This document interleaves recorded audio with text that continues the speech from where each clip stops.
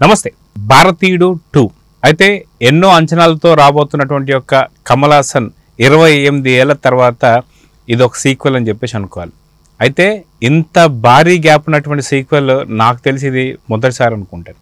అయితే అంచనాలు పెరిగాయా తగ్గుతున్నాయా? మొత్తానికి ప్యాడింగ్ ఆర్టిస్టులు ఎలా యాక్ట్ చేశారు ఏంటి? ట్రైలర్ చూస్తే అంచనాలు పెరుగుతున్నాయా తగ్గుతున్నాయా అనేది మనతో పాటు సీనియర్ జర్నలిస్ట్ హేమసుందర్ గారు ఉన్నారు. వారిని అడిగి తెలుసు. సార్ నమస్తే. నమస్తే సార్, భారతీయుడు 2 దగ్గర 28 ఏళ్ల తర్వాత మనకు వస్తుంది. చాలా గ్యాప్ ఉన్నటువంటి సీక్వెల్ అంటే ఇదేనేమో అని చెప్పి అనిపిస్తుంది. అయితే మొత్తం ట్రైలర్ చూస్తే మీకు ఏమనిపించింది? అంచనాలు పెరిగాయి అనుకోవచ్చా తగ్గాయి అనుకోవచ్చా? ఇది పాత చింతకాయ పచ్చడి కథలాగా అనిపించింది నాకు. అంటే 96లో సినిమా రూపొందింది భారతీయుడు. అక్కడి నుంచి బయటపడలేదేమో శంకర్ అనిపించింది నాకు. ఎందుకంటే ఎంచుకున్న కథాంశంలోనే సత్తా లేదు. ఆ కమల్ హాసన్ డైలాగులో ఉంది, ఇది రెండో స్వాతంత్ర్య పోరాటం, గాంధీజీ మార్గంలో మీరు, నేతాజీ మార్గంలో నేను అనే డైలాగ్ ద్వారా నేను పెద్ద తోపుని అనేట్టుగా చెప్పుకొచ్చాడు ఆయన. సిద్ధార్థ పాత్ర ద్వారా ఇక్కడ అవినీతి లేకపోతే ఇంకోటి ఉద్యోగాలు ట్యాక్స్ కడుతున్నాం కానీ దానికి అక్కడ ఫెసిలిటీస్ లేవని చెప్పి ఇంకో డైలాగ్ ద్వారా, అంటే ఇవి డైలాగులు అవన్నీ వస్తుంది. ఏంటంటే వ్యవస్థలో ఎప్పుడైనా లోపాలు ఉంటాయి, ఆ లోపాల మీదే మళ్ళీ ఫోకస్ పెట్టి ఒక పాత చింతకాయ పచ్చడి కథనే మళ్ళీ తీసుకొచ్చి రుద్దేమో అనిపిస్తుంది నాకు. ట్రైలర్లో మాత్రం ఇది శంకర్ ట్రైలర్ లాగా లేదు. వంకర్ అనే వ్యక్తి ఎవరన్నా ఒక తీసి ఆయన శంకర్ చేయకుండా వేరే అసోసియేట్తోనో చేయించారేమో అనేలాగా అయితే నాకు ఈ ట్రైలర్ ఉంది. నేను ఎంతో ఆశలు పెట్టుకున్నాను. భారతీయుడు రాబోతుంది, కల్కిలో కమల్ హాసన్ ఉన్నాడు విలన్గా, మళ్ళీ 15 రోజుల్లోనే భారతీయుడు వస్తుంది, మళ్ళీ కమల్ హాసన్ చూస్తున్నాం అనుకున్నాను. కానీ కల్కి మీద ఉన్న ఆశలు ఈ చూస్తే ట్రైలర్ చూస్తే భారతీయుడికి అడియాశలాగా మారినాయి. అయితే మనం చూసుకుంటే భారతీయుడు 2లో కూడా డిఫరెంట్ గెటప్స్లో కమల్ హాసన్ గారు కనిపిపోతున్నారు. సాధారణంగా చెప్పుకుంటే 28 ఏళ్ల క్రితం వచ్చినటువంటి ఒక భారతీయుడు ఏదైతే ఉందో దాంట్లో మనకి చాలా నీట్గా చాలా చక్కగా ఒకటే ఒక పాత్ర, సేనాధిపతి పాత్ర మాత్రం మనం చూస్తున్నాం. కానీ ఇక్కడికి వచ్చేసరికి ఒక రాజకీయ నాయకుడు పాత్ర మనకు కనిపిస్తుంది, ఒకటి లాంగ్ హెయిర్తో ఉన్న ఒక పాత్ర కనిపిస్తుంది, ఇంకా చాలా డిఫరెంట్ టైప్స్ ఆఫ్ పాత్రలు మనకు కనిపిస్తున్నాయి. అయితే ఓన్లీ కమల్ హాసన్ విలక్షణమైనటువంటి నటన కోసం మాత్రమే భారతీయుడు 2 రూపొందించారా అంటే ఏమంటారు? ఇక అదే చూడాలి. చూసేవాళ్ళు కూడా కమల్ హాసన్ నటన కోసం చూడటం తప్పితే శంకర్ డైరెక్షన్ కోసం చూడడం అనేది నాకు క్లారిటీ వచ్చింది. ట్రైలర్ చూస్తేనే మనకు అర్థమైపోద్ది దాదాపు. ఆ ట్రైలర్ కట్ చేసే విధానం ఇంత టైం తీసుకున్నప్పుడు ట్రైలర్ కట్ చేయడంలోనూ పోనీ అంటే విషయం లేదనే అనిపిస్తుంది సినిమాలో. ట్రైలర్ చూస్తే సినిమాలో విషయం లేదేమో అనేట్టుగానే ఉంది. పాత్రల పరంగా చూసుకుంటే ఎస్జే సూర్య కనిపిస్తున్నాడు, సముద్ర గారి కనిపిస్తున్నాడు, మరి సిద్ధార్థ్ యంగ్ హీరో సిద్ధార్థ్ కనిపిస్తున్నాడు. సిద్ధార్థ పాత్రకి మరి సేనాపతి పాత్రకి ఏంటి కనెక్షను? ఒక సేనాపతికి ఎవరైనా మనవడు అవుతాడా అవేంటి తెలియదు. మనవడైనా మనకి అనవసరం, కానీ సినిమాలో దమ్ముంటే ప్రేక్షకులు ఎంజాయ్ చేస్తారండి.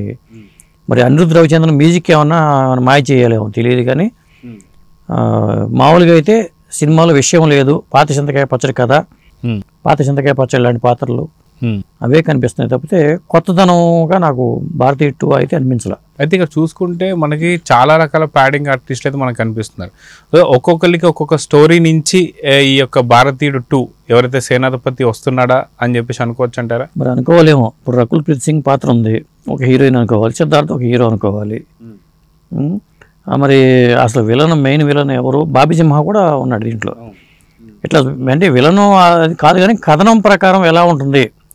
ఎక్కడికి వెళ్ళిపోయిన సేనాపతిని మళ్ళీ తిరిగి వస్తాడు, వచ్చిన సేనాపతి పాత సేనాపతి లాగానే పనిచేస్తాడు, తన మర్మకాడని కూడా చూపిస్తాడనేది మనకి డైలాగ్ ద్వారా కూడా చెప్పారు. కాబట్టి ఈ సేనాపతి ఏం చేస్తాడు ఏంటనేది నాకైతే అర్థం కావట్లేదు. ట్రైలర్ చూస్తే మాత్రం ఉన్న అంచనాలు కూడా పోయినాయి అని చెప్పాలి. సో మొత్తానికి శంకర్ సినిమాలో ఉండేటువంటి ఒక భారీతనం ఏదైతే ఉంటుందో అది మాత్రం కొంచెం కొట్టొట్టిన. ఖచ్చితంగా శంకర్ సినిమాల్లో ఏంటంటే టెక్నిక్ కానీ సమకాలీన సమస్యల మీద స్పందించే విధానం కానీ ఇవన్నీ కొత్తగా ఉంటుంది. మరి ఈ సినిమాలో ఆయన కొత్తగా చూపించే ప్రయత్నం అయితే ఏమి కనపడలేదు నాకు. ముఖ్యంగా అతను చేసిన సినిమాలన్నీ ఒక ఆణిముత్యాలాగానే ఉంటాయి చాలా వరకు. లాస్ట్లో విక్రమ్ సినిమా ఒకటి పోయింది కానీ అది దారి తప్పింది. కానీ అప్పటి నుంచి కొంత శంకర్ అంటే తన స్థానాన్ని వేరే డైరెక్టర్లు భర్తీ చేశారనే ఉద్దేశంతోనో మరి ఆయన ఇంకా వెనక్కి వెళ్తున్నాడేమో అనిపిస్తుంది నాకైతే. మరి గేమ్ చేంజర్ రామ్ చరణ్ కూడా గేమ్ చేంజర్గా ఉంది కాబట్టి ఒకవేళ గేమ్ చేంజర్ మీద పూర్తిగా దృష్టి పెట్టి భారతీయుని గాలికి వదిలేసి అయితే వేరే వాళ్ళు టేకప్ చేసి ఏమైనా పూర్తి చేశారా ఇలాంటి డౌట్స్ కూడా ఉన్నాయి నాకు. సో మొత్తానికి అనిరుద్ధ్ రవిచంద్రన్ మనం చూస్తే ఏదైతే ట్రైలర్లో కూడా బ్యాక్గ్రౌండ్ మ్యూజిక్ కూడా కొంచెం ఆకర్షించేటట్టుగా కనిపిస్తుంది. సో మొత్తానికి అంచనాలు పెరిగాయా తగ్గాయా, సినిమా ఓపెనింగ్స్ ఎలా ఉంటాయంటే ఏం చెప్తారు? అదేనండి, ఇప్పుడు సాధారణంగా 12 రోజులు సినిమా రిలీజ్ అంటే, ఇప్పుడు కల్కి సినిమా ఇవాళ 27 రిలీజ్, వాళ్ళు పెద్ద ప్రమోషన్ వర్క్ చేయాల. కానీ కల్కి సినిమా నుంచి నెల రోజుల నుంచి హైప్ వస్తుంది, ఎప్పుడా అని. వాళ్ళు రకరకాల డేట్లు మార్చినా, జనవరి 9 అన్నారు, మే 9 అన్నారు, ఇట్లా రకరకాల డేట్లు మార్చినా కానీ ప్రమోషన్ చేయకపోయినా కానీ టికెట్లు హాట్ కేకులాగా కొనేశారు. కల్కి సంబంధించి అట్లా ఉంది. కమల్ హాసన్ పోషించిన విలన్ పాత్ర కూడా చాలా వెరైటీగా ఉంది దాంట్లో. అంతవరకు బ్రహ్మాండంగా అనిపించింది మనకి చూస్తే. కంపేర్ చేసుకుంటే దీంతో కంపేర్ చేసుకున్నప్పుడు మళ్ళీ భారతీయుడు శంకర్ వెంటనే రావటం, ఇప్పుడు ఒక విధంగా చెప్పాలంటే నాకు నాగశ్విన్ ముందు వెలవెలపోతాడేమో శంకర్ అనేలాగా ఉంది. నేటి తరం యువ దర్శకుడు ముందు అంత సీనియర్ దర్శకుడు, రోబో లాంటి సినిమాలు చేసిన దర్శకుడు, శివాజీ లాంటి సినిమాలు చేసిన దర్శకుడు, మరి గతంలో చేసిన సినిమాలు కానీ, ఒకే ఒక్కడు సినిమా కానీ, లేకపోతే అంతకుముందు వచ్చిన సినిమాలు కానీ, జెంట్లీమెన్ కానీ, ప్రేమికుడు కానీ, ఆ శంకర్కిను ఇప్పుడు ఈ భారతీయుడు 2 శంకర్కి నాకు ఎందుకున్నా మ్యాచ్ అవ్వలేకపోతుంది. బహుశా నేనేమన్నా అంచనాలు ఎక్కువ పెట్టుకోవడం వల్ల నాకు అలా అనిపించిందో తెలియదు, కానీ ట్రైలర్ చూస్తే మాత్రం చాలా నిరాశపరిచిందని అనుకోవాలి. ఓపెనింగ్స్ ఎలా ఉంటాయి అంటే ఏం చెప్తారు? ఇప్పుడు ఈ కమల్ హాసన్ పాత్ర కోసం ఉండాల్సిన తప్పితే ఓపెనింగ్స్ వేరే శంకర్ సినిమా అనే పేరుతో అయితే ఓపెనింగ్స్ వచ్చే అవకాశం కనపడుతుందా. అది ఏమన్నా కమల్ హాసన్ ఇప్పుడు ఈ కల్కిలో విలన్ పాత్ర ఈ ప్రభావం వల్ల వెంటనే వాడు రిలీజ్ చేయడానికి ప్రధాన కారణం కూడా అదే ఉండొచ్చు ఏమనిపిస్తుంది నాకు. దీన్ని వెంటనే రిలీజ్ చేస్తే మనకి కొద్దిగా ఇది వస్తుంది, హైప్ వస్తుంది అనుకున్నారా ఏంటి అనేది చెప్పలేం. కానీ మొత్తానికైతే భారతీయ 2 పాత చింతకాయ పచ్చడిలాగానే ఉంది. అయితే ఒకానొక టైంలో పూర్తిగా అసలు ఎవరో గుర్తుపట్టినటువంటి పర్సన్ తీసుకొచ్చి హీరో చేశాడు శంకర్. అయితే మళ్ళీ అదే హీరోకి మళ్ళీ లైఫ్ ఇస్తానికే సిద్ధార్థ్కి ఇప్పుడు ఒక ఛాన్స్ ఇచ్చాడు అనుకోవాలా భారతీయ 2లో? అంతే అనుకోవాలి. ఎందుకంటే కమల్ హాసన్ని అక్కడ చూపించాడు. భారతీయుడు 1కి వచ్చేసరికి కమల్ హాసన్ డ్యూయల్ రోల్ చేసుకుంటూ వచ్చారు.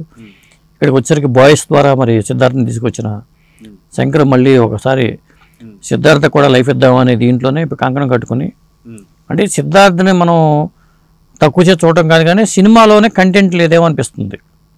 ఇక్కడ చూస్తుంటే సినిమాలో డైలాగులు కానీ అవన్నీ చూస్తుంటే కథ ఎంచుకున్నది కథ కానీ, నడిపిన విధానం కానీ, కమల్ హాసన్ పాత్ర తీరు ఒక చోట గెటప్ వేరుగా ఉంది, ఇంకో చోట గెటప్ సేనాపతి గెటప్లో ఉన్నాడు. గెటప్లో ఎట్లా ఉన్నా కానీ సినిమా తీసిన విధానంలో తీస్తే బాగానే ఉంటుందేమో. ఏమన్నా మాయ చేస్తే అనిరుద్ధ్ మాయ చేయాలి. ఇప్పుడు జైలర్కి ఎంత హైప్ చేసాడని రజనీకాంతే ఒప్పుకున్నాడు. జైలర్ రీ రికార్డింగ్ అదే పెద్ద, ఈ సినిమా ఇంత పెద్ద హిట్ అవడానికి కారణం అనిరుద్ధ్ అని చెప్పి రజనీకాంత్ అన్నాడు. కాబట్టి రేపొద్దున ఈ భారతీయ 2 కూడా హిట్ అయిందంటే అది అనిరుద్ధ్ ఏమైనా మాయ చేస్తే తప్ప వేరే అవకాశం లేదు. చూద్దాం సార్, ఖచ్చితంగా అతి తొందరలో అతి పెద్ద సినిమాలన్నీ ఒకేసారి రాబోతున్నాయి. సో ఒకదానికి మించి ఒకటి జరగాలని చెప్పి కోరుకుందాం. ఖచ్చితంగా ఓపెనింగ్స్తో పాటు అన్ని సినిమాలు హిట్ అవ్వాలని అయితే కోరుకుందాం. నమస్తే.